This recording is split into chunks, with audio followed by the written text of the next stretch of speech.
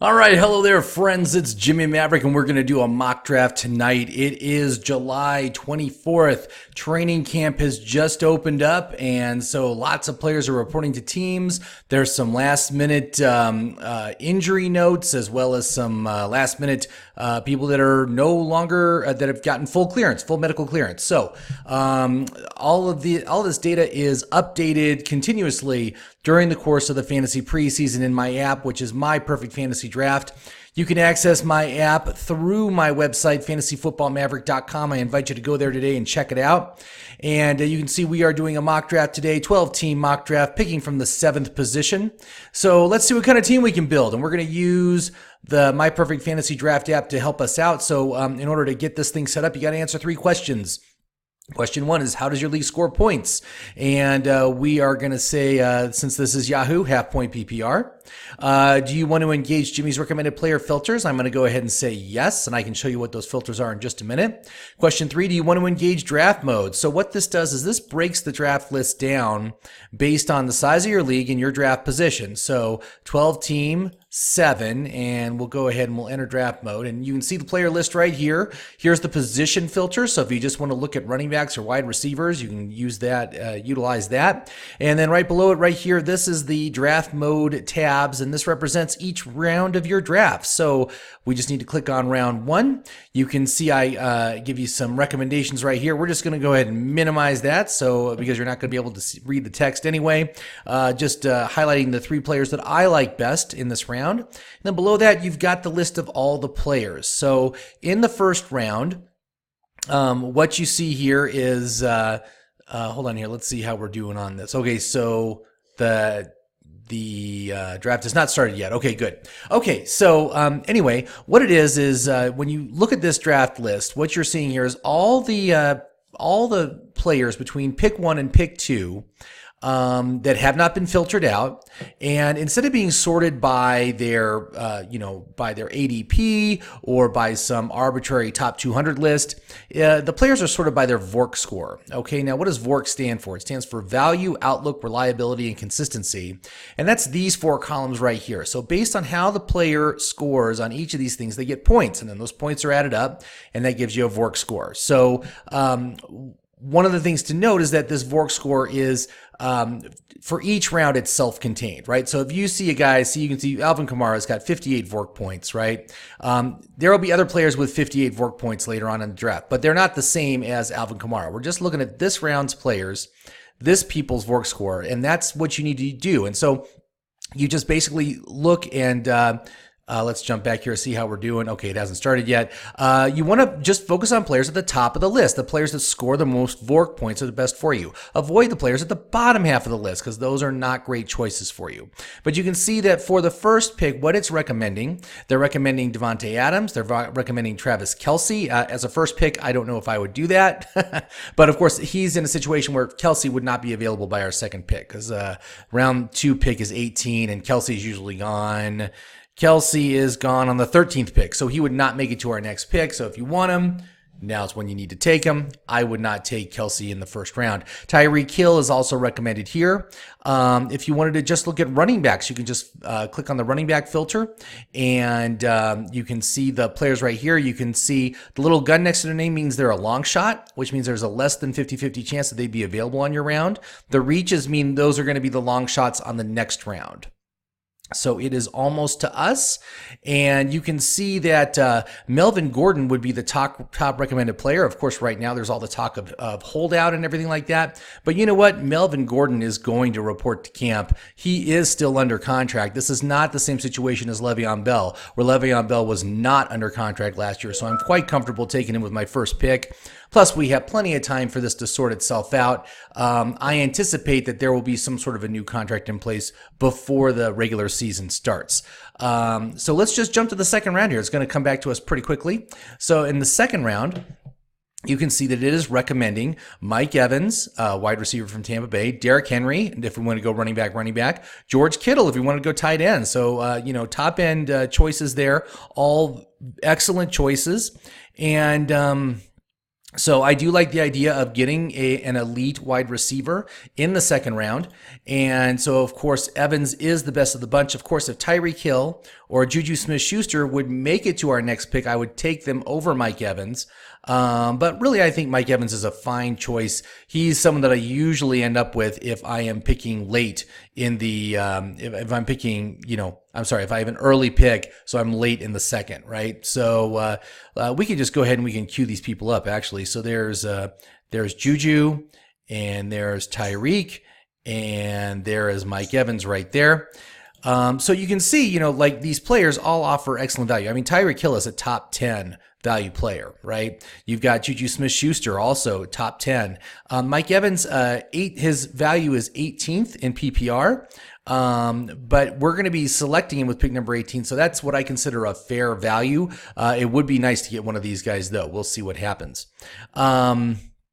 But then also, like if you look at running backs, if you look at Derrick Henry, Derrick Henry, I think he's a great choice, but he doesn't offer as much value, right? His value rank is 25th, so he's a little bit lower, which means we're picking an overvalued player. I still can kind of consider it fair value, but he's usually available till the 31st pick as well. So he might be someone that we could get on the next round. As you can see, he's got the reaches there, but he might actually become a long shot on the next round. We might be able to get him in round 3.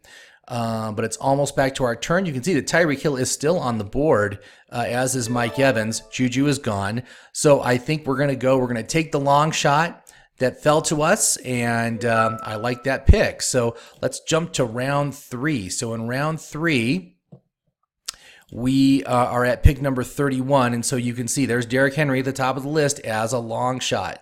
I definitely want to go back to running backs in the 3rd round. There are some good choices here. Phillip Lindsay is a favorite of mine. Aaron Jones and Kerryon Johnson, I'm less enthused with those guys, but to get Henry or Lindsay would be great. So I'm going to go ahead. I'm going to just queue them up, and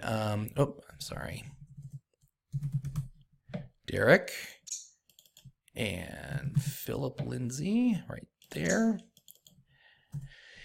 And you can see as far as value goes, these guys offer really good value. Derrick Henry would be great value if we could get him. But Phillip Lindsay, I consider that fair value. When you're within about 10 picks, you can consider him fair value. It's when they're more than 10 picks away. That's when they're an overvalued player, in my opinion.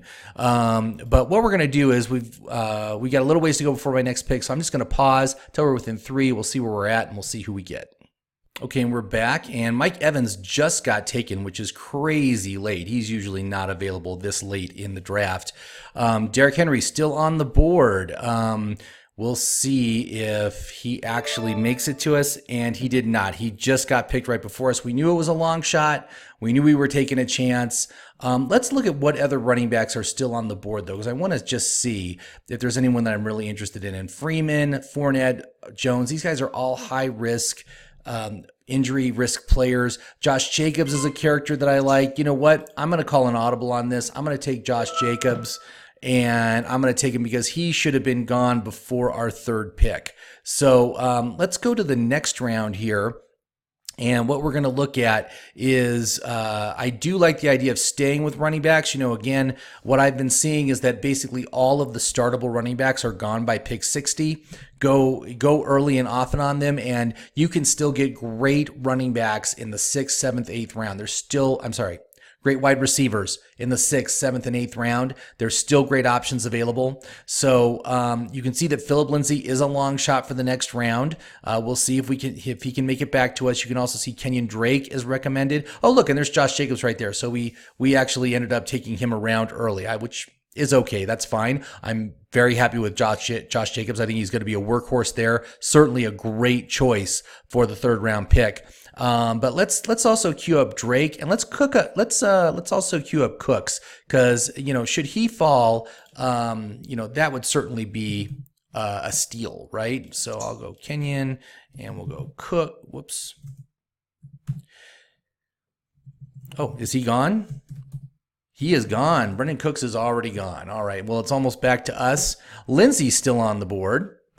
So I think I will take Lindsay with the 4th pick. Like I said, last time the long shot didn't work with Henry, but this time the long shot does work with Lindsay. So I think that's great. Let's go ahead and take him. And now we're heading into the 5th round. And so for the 5th round, you can see Kenyon Drake is the long shot. It's recommending wide receivers in this round: DJ Moore, Alshon Jeffrey, Jarvis Landry. If we look at just the running backs, there's a guy I want to target as well. David Montgomery is another guy I very much like for this season. I think he's got a great upside. So let's go ahead and we will queue him up for the next pick. And then that will pretty much take care of our running back core. And then we're going to switch to looking at running backs. And of course, we also want to get ourselves a tight end. We want to get ourselves and a quarterback, of course, right? So that's what we'll be looking at for the second half of the top 10 picks. But overall, this is going very well right now. I'm actually pretty happy with what we got. Tyreek Hill, Melvin Gordon, Josh Jacobs, Phil Lindsay, and we're going to get ourselves one more running back. So this next guy we're going to take is going to be our 4th running back, which is an amazing depth piece. That's great to be in that situation where I have 4 guys that are startable, but only 3 starting positions, right? There's only 3 that I could start. It's a great position to be in on a week-to-week basis. So you can see that both Kenyon Drake and David Montgomery are right on the bubble of my next pick. So the chances are good that I'm going to be able to get one of them. Now, if we miss on those guys, what other running backs are available? See, there's Sony Michel, who I'm not real interested in. Chris Carson is a possibility as well. I kind of like him as my 3rd option. That's about as deep as I would go. Tevin Coleman would probably be available on the next round if I wanted to wait that long, which I really don't. Tevin Coleman is kind of like the last guy. So I don't want to be in a situation where I'm taking him in the 6th. I really don't want to be there. I'd rather take a decent wide receiver 2 in the 6th round. You'll see there's several that are available. So it's coming back to us. You can see both guys still on the board, so that's very encouraging. And I'm just going to pause so we're within 3. We'll see what's going on. So we're within 3, and you can see there's still some very attractive players on the board. Look, Andrew Luck. If I wanted to take Andrew Luck right now, I think that'd be a great choice. Oh, of course, he just went off the board because I'm talking about him, right? But look, both Kenyon Drake and David Montgomery are still on the board, and I got to say, I don't know what's up with Yahoo and their rookies. They don't like the rookies. Look at this. They only awarded 7 fantasy points to David Montgomery. The guy's taking over the Jordan Howard role. I mean, I don't even understand that at all. That's awesome as our 4th running back. So now, of course, we got to switch back to wide receivers. Who's the best wide receiver in the 6th round? Well, Robby Anderson is a favorite of mine, but you can also see we got Alshon Jeffrey. There's Tevin Coleman. Any other wide receivers of note? Tyler Boyd. All 3 of these guys are great choices. You know what? I'm going to queue them all up right now. So we'll just go Anderson, right? We'll add him to the queue, and we'll go Jeffrey. I mean, all these offenses are great offenses. And so, these guys are going to be productive. Boyd is already gone. Okay, so Boyd got selected already. But let's see, who else is even on the board? Let's look at just the wide receivers. You got Lockett, you got Ridley, you've got Fuller, Watkins. A lot of these guys have durability issues. Ridley, I'm not real excited about just because that whole team is crowded with big-time receivers, and I don't think there's really any room for growth. And in fact, he's probably going to regress a bit in his sophomore year. He's not going to get the 10 touchdowns again. It's not going to happen. He's going to regress. People are going to be real disappointed that they took him. I don't have him well rated at all in my app, but you can see Alshon and Robby are still right there. And either one of them would be a fantastic option. What else do we have? Oh, and Chris Carson's still on the board. Chris Carson would be a great player to get in the 6th round. But I expect him to be gone. Now, as far as, if you wanted to go tight end, there's not a lot of great options here. We're talking Jared Cook, David Njoku, Hunter Henry. Hunter Henry is the one I would probably be most interested in, but he just doesn't rate out very well. He's not reliable. Middle of the road, like terrible value at this point in the draft. Just terrible. Look at that. 100th is his value rank, but we got to take him with pick 66. That is no way to win fantasy football. You're not going to win any leagues with that sort of production. So there we go. Okay, so we're here. So Robby Anderson did make it. So let's go ahead and we'll take Robby as our second. So very nice how it's going so far. Let's look at what tight ends are available in the 7th round. Now, you can see it's recommending Vance McDonald, which is a favorite of mine, a player that I think has tremendous upside, and you can get him late. I mean, it's just amazing that he is going as late as he is. So I think he should be our primary target. Austin Hooper is also a player that I like, but again, he offers terrible value. Look, Vance McDonald, right? Value ranked 76th. Austin Hooper, value ranked 116th. They're both going in the same round, basically, right? So the way you're going to win your fantasy football league is by choosing the guys with value, especially if it's value that's less than your current pick. So McDonald is just a fair value pick. Let's go ahead and get him queued up. He seems to end up on nearly every one of my leagues. So we'll go ahead and we'll get him queued up. But who else do we have this round? We got Sterling Shepard. We got Jordan Howard, both being recommended. I do like both those players as well. So let's just go ahead and get them queued up. And I like to queue up the players, even if I'm not planning on taking them, because that way they stay on my radar if they make it to a later round. And that's really when I would be most interested in these guys, if they happen to fall to the next round, which I don't anticipate they would, but it happens. In every draft, there's always players that somehow are available way later than they normally are, and it just happens. I call them the forgotten ones. They just get forgotten on the draft board, and then people start getting scared to draft them because why hasn't anybody else taken them yet? And then you end up getting a huge steal. It happens at least once in every draft. So like you can see, Eric Ebron just went off the board. He was ranked 61st on the board. So he's been at the top of the board for a while, and he finally got taken at pick number 71. So, that, like I said, it happens all the time. So what I'm going to do, I'm just going to pause until we're within 3 of our next pick. We'll see where we're at, and we'll see who we end up getting. All right, and we're back, and it's just approaching. You can see all 3 choices are still on the board, which is what I like to see. And so it is almost back to us. And just to let you know, the way my app works is I have an algorithm that determines the what I call the expected draft position of each player.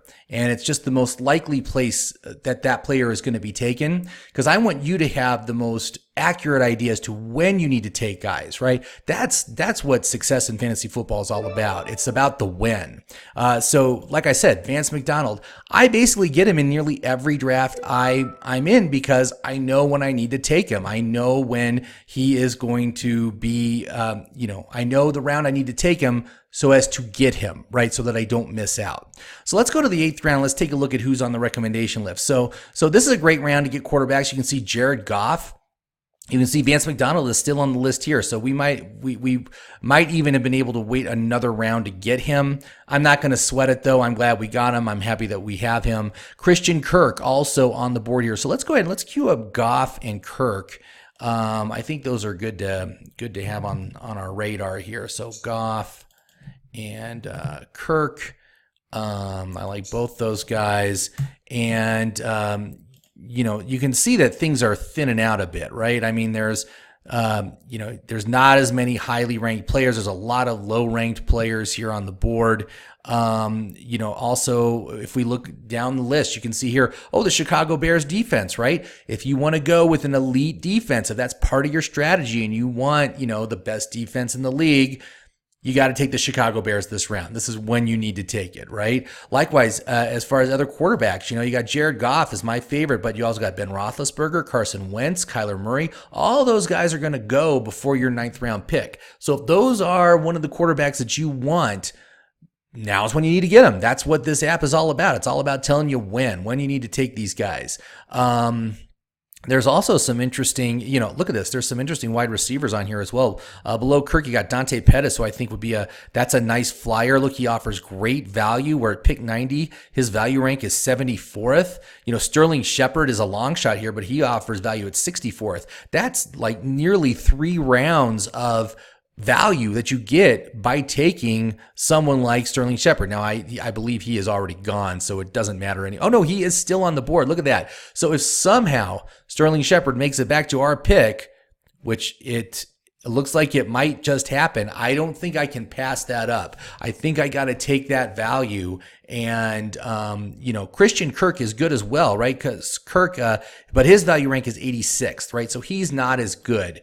But he's, as far as a player goes, he's in a situation that earns him a better VORC score, mostly because high reliability, high consistency for Sterling Shepard, whereas Christian Kirk has low reliability, is high consistency though. And Shepard has a slightly higher outlook. And I think it's all related to the fact that he's kind of like the primary receiver now that OBJ is gone. And he's always done very well when OBJ has not been playing on that team. So Sterling Shepard has made it to us in the 8th round. That is an unbelievable value. Again, long shot going our way. It happens every draft, and so we're just going to take advantage. And who knows? Maybe Goff will make it back to our next pick, but we might need to look at a plan B for the 9th round. So you can see we've got, again, some more nice wide receiver options, Fitzgerald and Westbrook. Peyton Barber as far as a running back, who I'm not really interested in.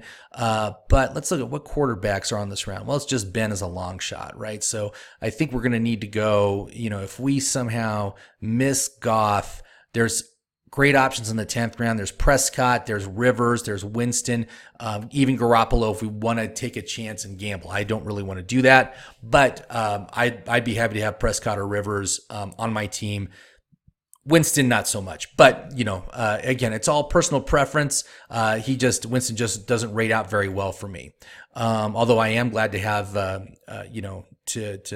guess I didn't choose Evans, right? I got Hill. Well, there you go. So, so let's go ahead and let's get some people queued up here. So we'll go back to the 9th round. We'll go Fitz and Westbrook for sure, right? I definitely want to look at those guys. Fitz and Dede, they're both on the board still. And we'll just wait to see what happens. So I'm just going to pause till we're within 3, and then we'll see where we're at.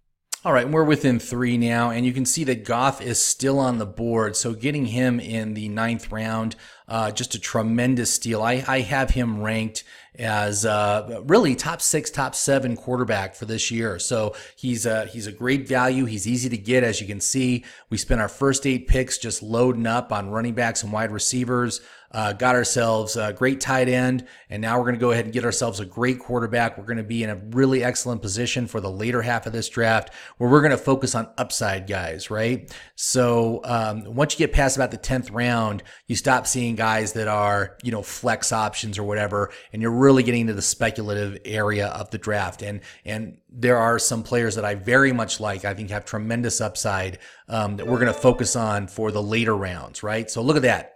Goff made it back to us. Fantastic. I'm glad I didn't take him in the 8th. We got him in the 9th. That's perfect. You can see also Kirk, Pettis, Fitzgerald, Westbrook, all still on the board, and they have a very good opportunity to make it to me, especially Fitzgerald here. But let's look at the 10th round and see what we can get. So we've got obviously recommending Prescott and Rivers. We already have our quarterback. We don't need another one. But Darrell Henderson, now there's a running back that I want to target, right? When you talk high upside guys, he is the guy that is backing up Todd Gurley. If Todd Gurley is having knee issues again, this guy, Darrell Henderson, is an RB1 every week. Okay, just remember what CJ Anderson did on that team, coming in ice cold end of the season last year, and he rocked it. Darrell Henderson is going to do the same thing. So you want to talk about high upside guys that you want to get in the later part of the draft. Henderson's a perfect example. But of course, more sure things as far as if you look at the wide receivers, right? When you talk about guys like Dede Westbrook, value rank 69, Fitzgerald, value rank 72.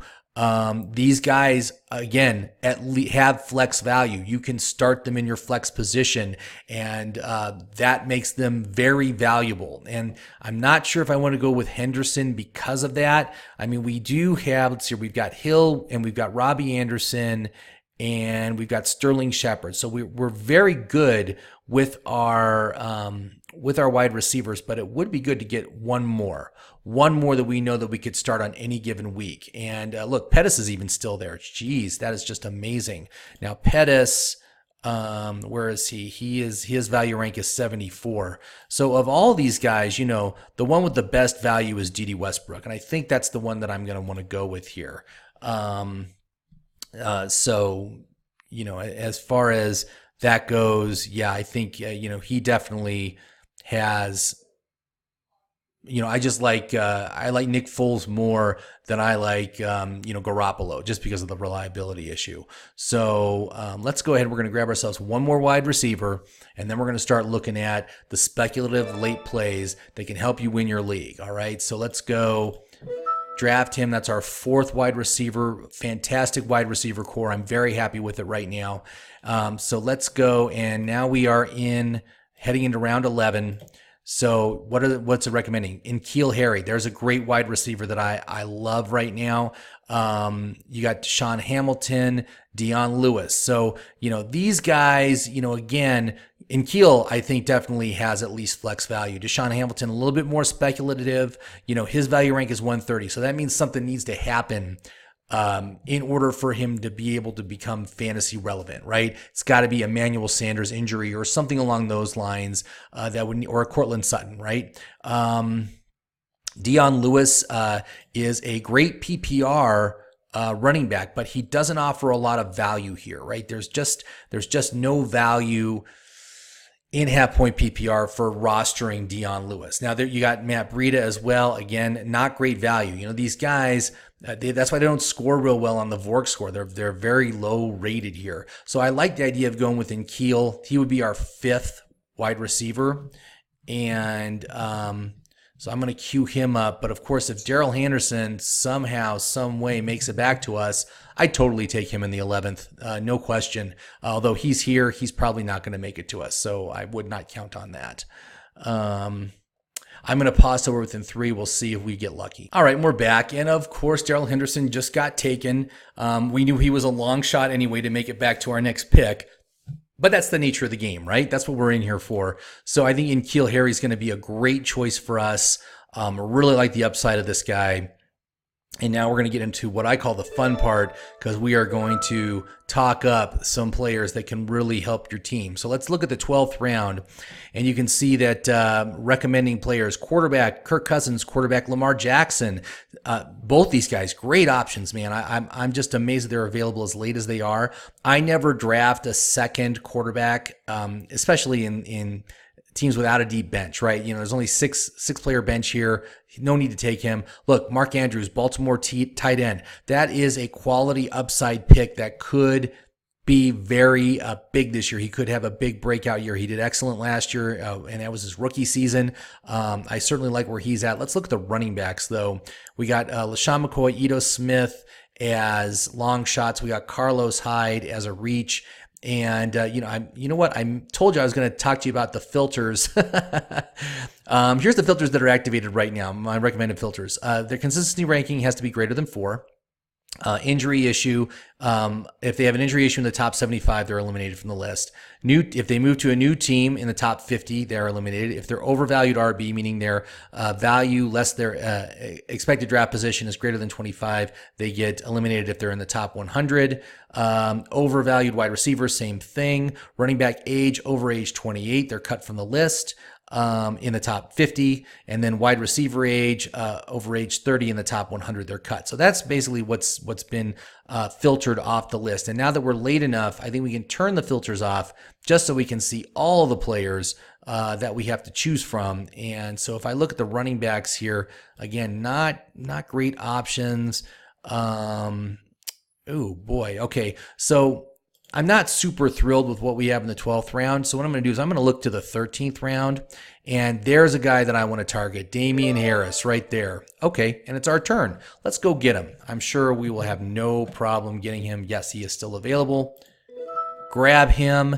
As far as I'm concerned, this guy has as good a chance as Sony Michel to be the full-time starter on any given week, right? That's how New England runs their offense. I'm going to bet on that. I always like to take New England running backs after pick 100 because they usually work out. Last year, Sony Michel was at pick 100, and James White was also at pick like 138. He was like a total afterthought. Man, were you happy if you took one of those guys? They both worked out. All right, so round 14, look, we got some excellent wide receivers here. Terrell Williams, James Washington, Paris Campbell. This is a great round to take a late round flyer on a wide receiver. All these guys are excellent.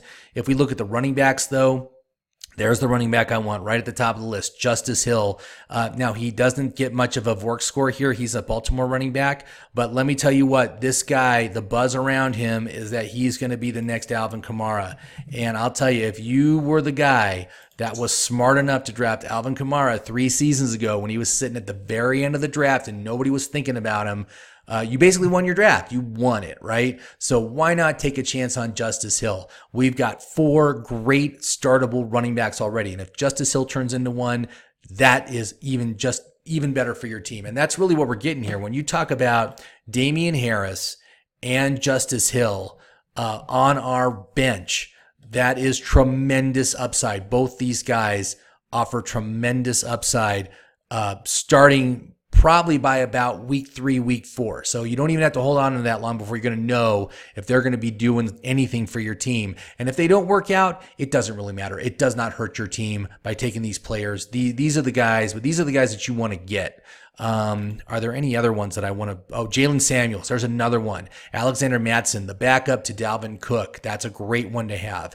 Deonta Foreman, if you want to take a chance and see if he will ever do anything. Those are the kind of guys that I like late. And just because they don't cost anything as far as draft capital, and they will be the guys that will make your team. But we've already got ourselves an excellent team right now. I'm very happy with how it's going right now. So it's about to come back to us. We'll go ahead and happily take Justice.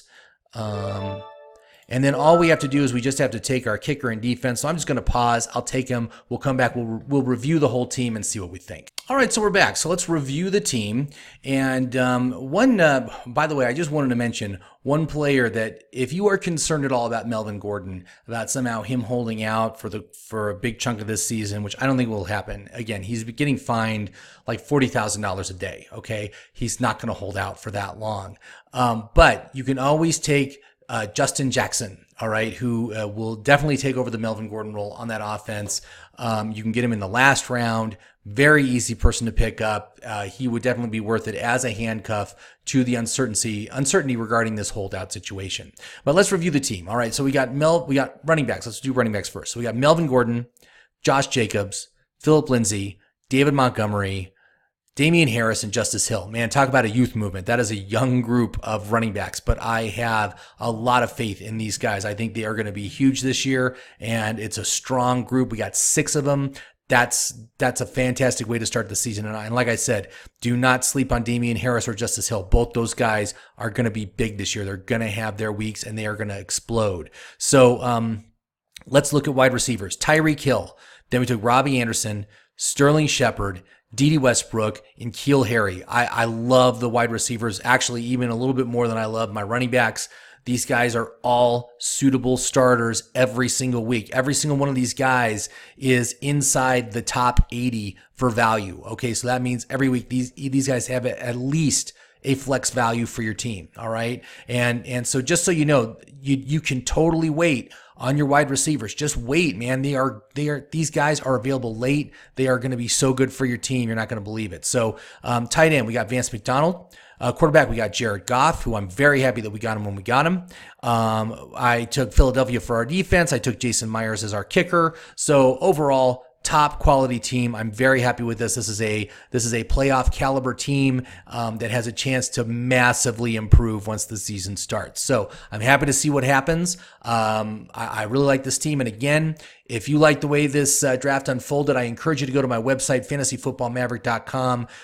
Buy the app. It's only $9.95 for a full year, unlimited access. You can use it on as many drafts as you want. It's very easy to use, and it absolutely helps when you're in the draft, finding the right player at the right time. That's the key to victory for the draft, man. Right player at the right time. You don't want to take him too early because then you're sacrificing value. You don't want to wait too late because then the guy's going to be gone, right? So thank you very much for watching. I hope you liked it. Have yourself a great day, and happy drafting, everybody.